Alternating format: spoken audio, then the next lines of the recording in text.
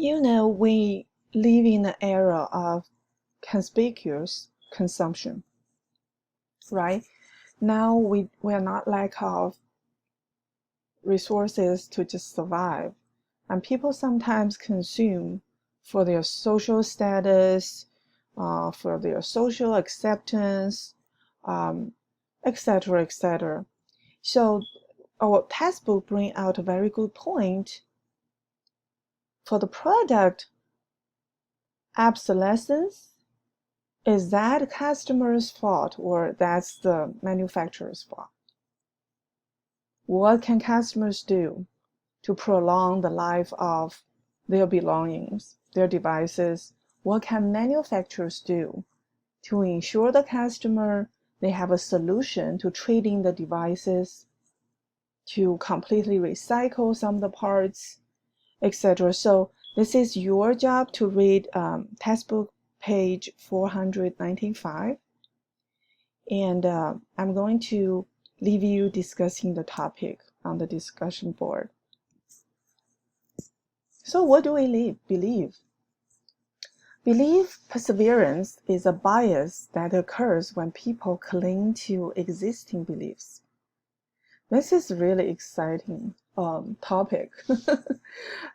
So people kind of hold on to their beliefs, although presented with contrary evidence.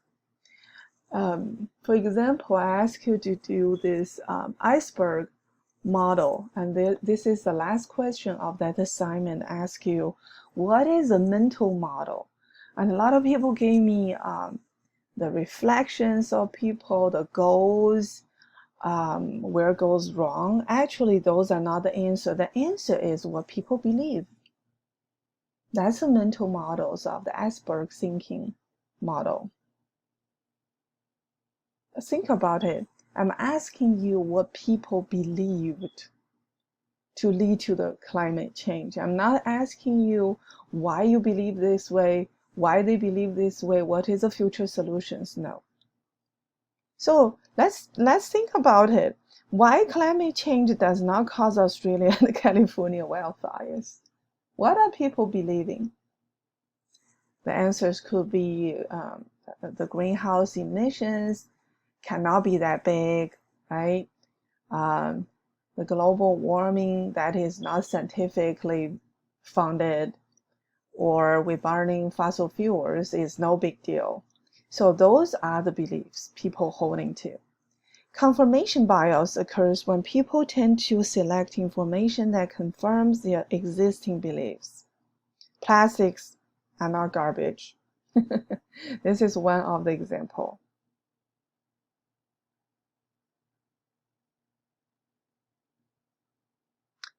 Now let's look at Maslow's hierarchy needs again. So let's look at divest clean energy. So theoretically it should be a gain, but some people are very painful because they feel a feeling of loss. That's not a joy, that's a loss of job, they worry, right? That leads to lack of safety and security. And so this part of needs is not satisfied. So this requires the leadership to create a transition, okay, to persuade people it's a good thing we switch to clean energy. There's a big job market. You're not going to lose your job. You're going to earn more, something like that. And let's look at riding on the bus and the car driving.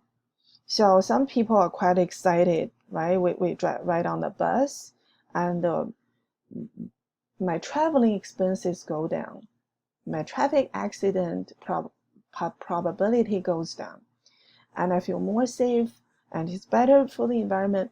But a lot of people probably feel that's a loss, okay? They miss the feeling of driving a car, right, with freedom, and they do not have to worry about waiting for the bus, and also waiting for the bus and wondering the bus can come. Also revive the memory of how convenient car driving will be, and that will spike the insecure, unsafe feeling for some people. And reusable bag and plastic bag, I just discussed about this. So when you try to understand why some things is good and people do not accept it, we can look at this triangle and try to understand their worries, their anxieties. Maybe you addressing the roots will help people to transition. So what are successful strategies? We can use prompts, feedback, commitment, incentives, labels, and the guides, and the frame to influence people's behavior. Last thing I want to mention about applying a nudge. Prompt, a conspicuous reminder. Look at the graph.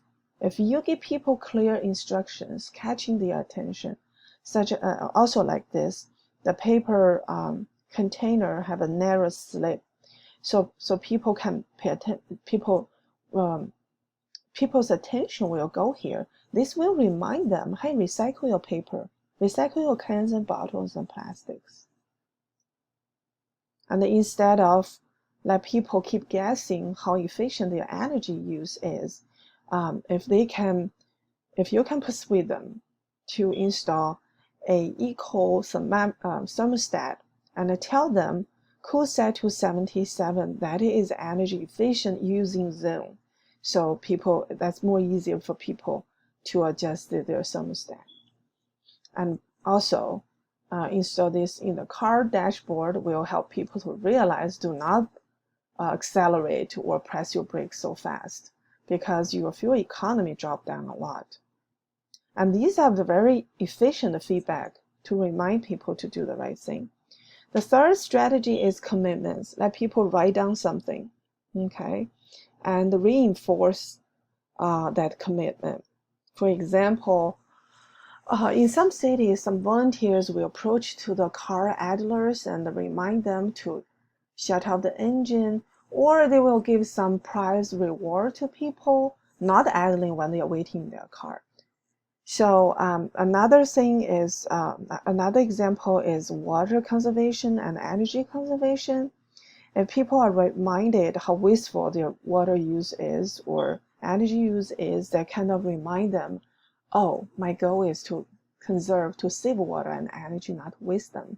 And many people are willing to adjust their behaviors. But if their beliefs are not as strong, it can be backfiring at this method. They probably end up like quitting them all. So they have to have a solid goal, understanding why they are doing this. And during the process, you just keep reminding them and they will shift into the right track. Reasons why commandments work is called cognitive dissonance, an unpleasant tension or stress we feel when we are made aware that our attitudes and actions do not match. So we all need reminders from time to time. Apply a nudge to reduce food waste. This is an example how small changes can lead to huge success. And look at this plate. It's just a little bit smaller. It's 21 centimeters. Is a little bit smaller than the 24 centimeters plate. And that can save 2.5 million metric tons of food waste. Wow. So smart. Incentives. If you pay people when they recycle their stuff, more people will do that. Or some people just drop the recyclable to pay their traffic expense. How cool is that? So when you reward people for positive behaviors, that kind of pull them right into the positive directions. Or you can punish them. You exert more water tax, more gasoline tax, then they will decrease their consumption of water and the gasoline. That's another negative incentives. But from my experience through years, I think positive incentives do work better, but sometimes we do need negative incentives. And the social incentives is one of the strategies too. If you let people know how wasteful their energy use is compared to the community group, they will realize, wow, my behavior probably is not appropriate. will not be accepted by the neighborhood or community, or make a bad reputation or impression of myself to people, they will adjust their behavior. Okay, how frames work. Look at these two pictures. In this picture, the zebras look very happy, and you assume they are very happy in their habitat. If you zoom out, including the city, you know they are threatened, right, by the city. So this is how we manipulate people's thinking, by presenting different kind of information to catch their attention. And the same thing can have different frames.